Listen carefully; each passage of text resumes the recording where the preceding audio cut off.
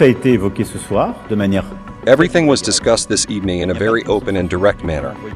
There is no consensus today to officially, openly, and with endorsement, send troops on the ground. But in terms of dynamics, nothing should be ruled out. We will do everything necessary to ensure that Russia cannot win this war.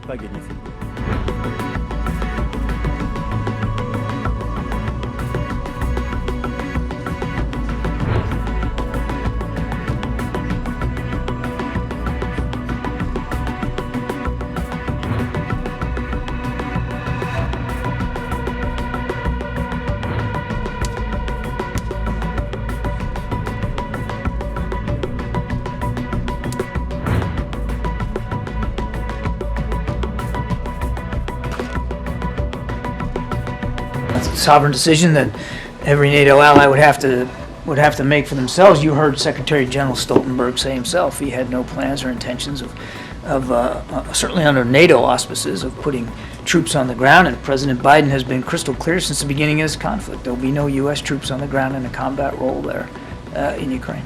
Of course, we also discussed how we should organize this support for Ukraine overall.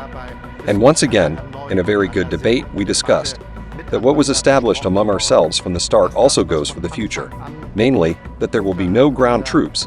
No soldiers on Ukrainian soil were sent there by European states or NATO states, and that soldiers operating in our countries also are not participating actively in the war themselves.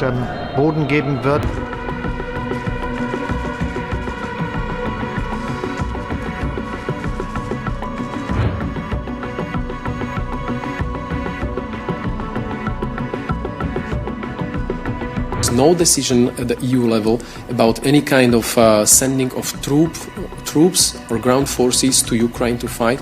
At this stage, the consensus in the European Union at the EU level is to give Ukraine whatever it takes, for how long it takes, so that Ukraine can win its rightful war of defense.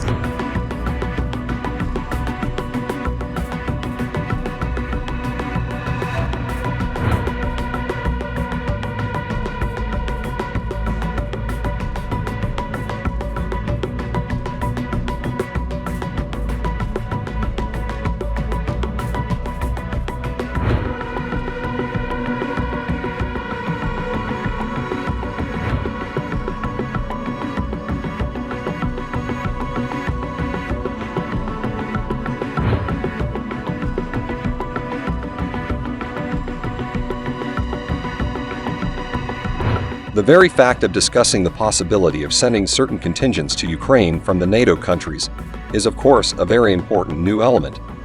The number of the participating countries of this event that took place in Paris retain a sober assessment of potential dangers of such actions, the potential dangers of direct involvement in hot conflict on battlefields.